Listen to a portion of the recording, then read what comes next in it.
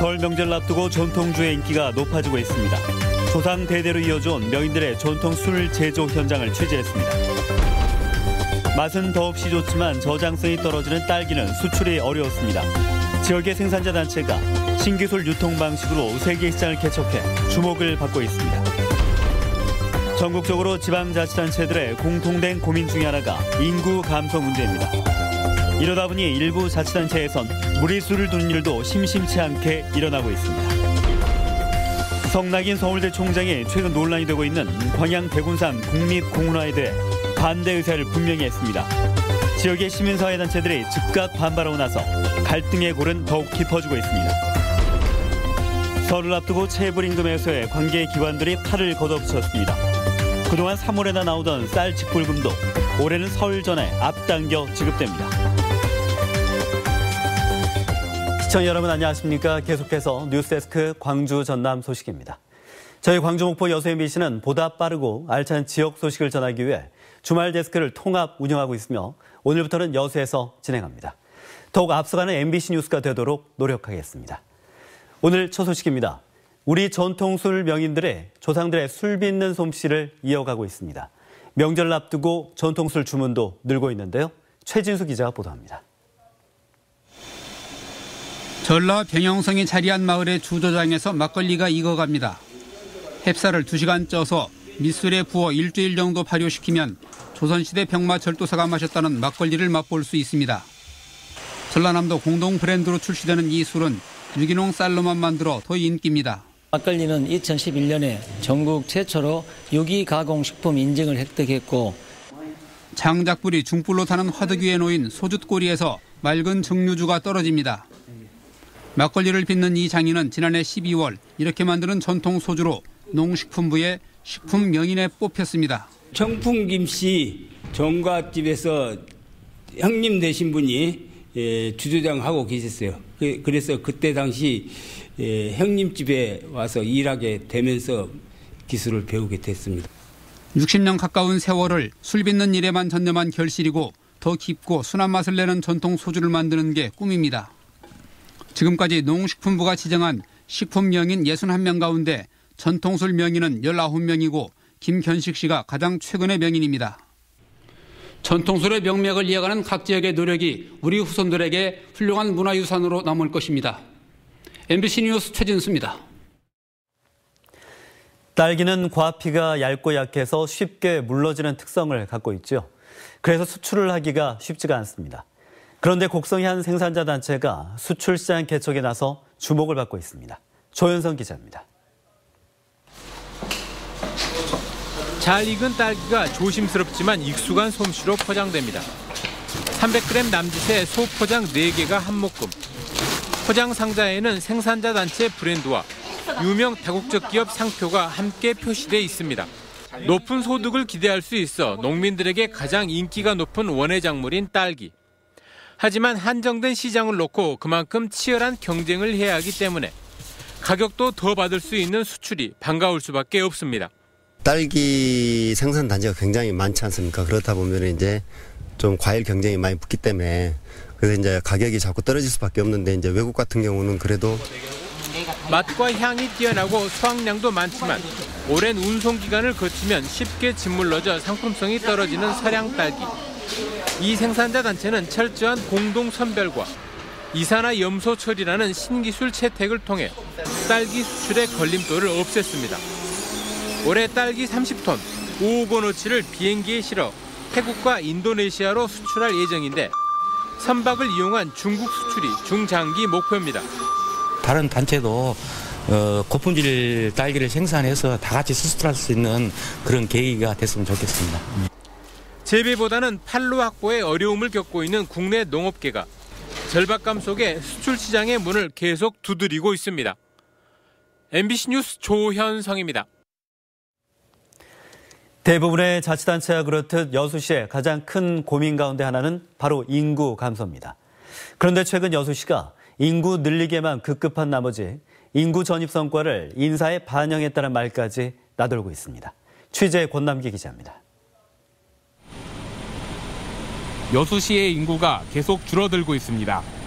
지난 2000년 32만 4천 명에 가깝던 인구는 2006년 30만 명 선이 무너졌고 통계청의 가장 최근 자료인 지난 2013년엔 29만 1,366명으로 이제 29만 명 선까지 위협받고 있습니다. 여수시는 넷째 아이부턴 1,000만 원을 지급하는 등 파격적인 출산 장려 정책과 함께 우수 인재 장학금과 전입세대 지원금 같은 인구 늘리기 대책을 내놨습니다. 하지만 이 과정에서 여수시가 공무원들에게 전입 인구수를 강제로 할당했다는 의혹이 일고 있습니다. 지난해 말부터 올해 초까지 공무원 1명당 1사람씩 전입을 유도하고 이를 시정기여도라는 인사 고가에 반영하도록 했다는 이야기까지 나옵니다. 대리 시고도에 접근을 하는데 자기들 부서 쪽으로 주라고 컸습니다. 할당 떨어져서 많이 도움 좀 부탁드립니다. 일부 직원들은 다급한 나머지 위장 전입을 부탁하기도 했습니다. 할당이 되어 있고 위장전입 행정 처리나 이런 부분에 전혀 문제가 되지 않고 한 달만 부탁을 한다고. 여수시는 이에 대해 직원들을 상대로 인구 늘리기 운동을 진행한 적이 있지만 최소한 1명씩은 해보자는 자율적인 분위기였다고 밝혔습니다. 시 군마다 인구를 뺏어오기 위해 벌이는 꼼수 행정이 위법 행위까지 자초하는 건 아닌지 고민해볼 일입니다. MBC 뉴스 권남기입니다. 성낙인 서울대 총장의 광양 백운산 국립공원화 반대 의사를 재확인했습니다. 성 총장은 어제 광양 서울대 남부학술림을 방문한 자리에서 백운산이 국립공원이 되면 출입 통제 등으로 더 불편할 것이라며 대학과 광양시, 구례군이 함께 활용하는 게 낫다고 밝혔습니다.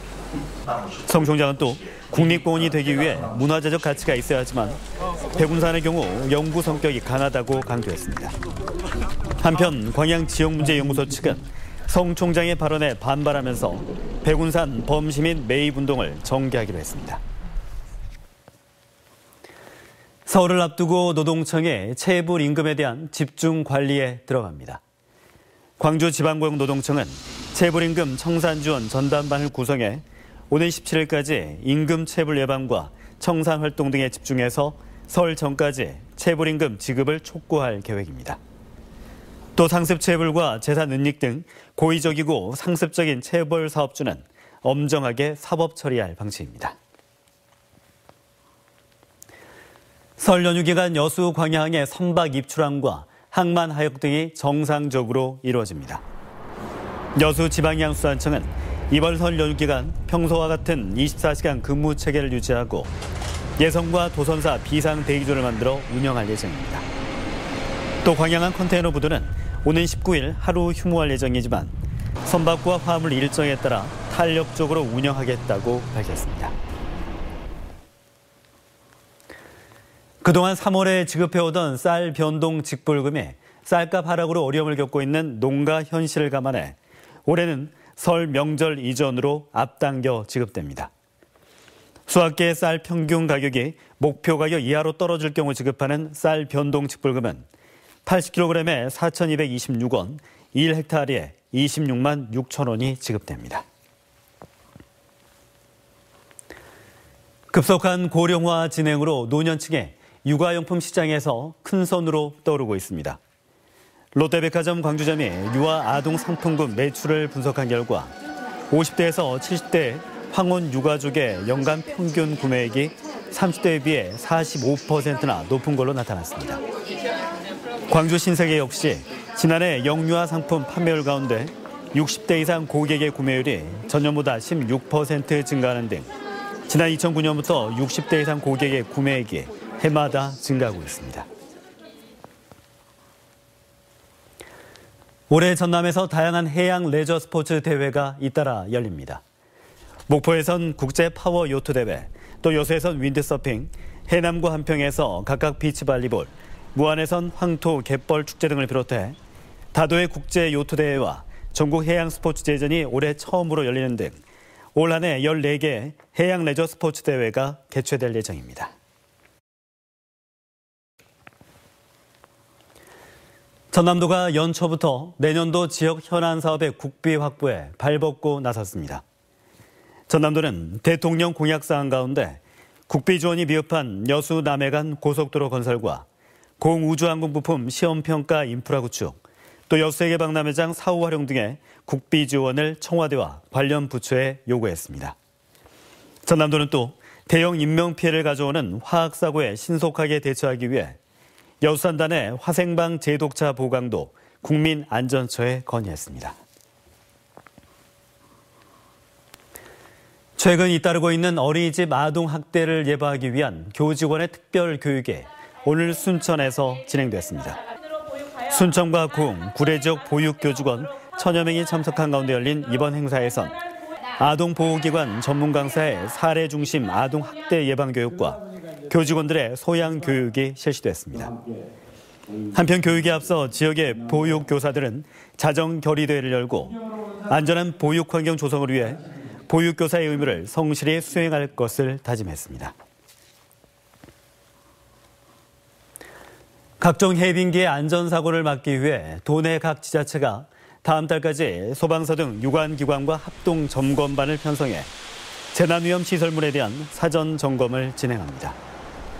점검 대상은 축대와 옹벽, 절개지 등 도내 248곳이며 주말과 공휴일엔 비상 상황에 대비하기 위한 특별 근무만을 운영하는 한편 대형 공사장에 대해선 안전교육도 강화할 방침입니다.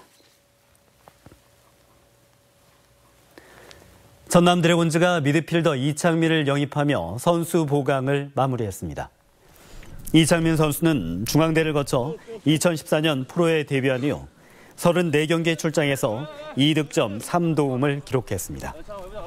한편 태국 전지훈련을 마친 전남 드래곤즈는 오는 9일부터 제주에서 2차 전지훈련을 거치며 경기 전술훈련에 집중할 예정입니다. 전남도가 올해 처음으로 고용 우수기업 인증제를 도입해 시행합니다.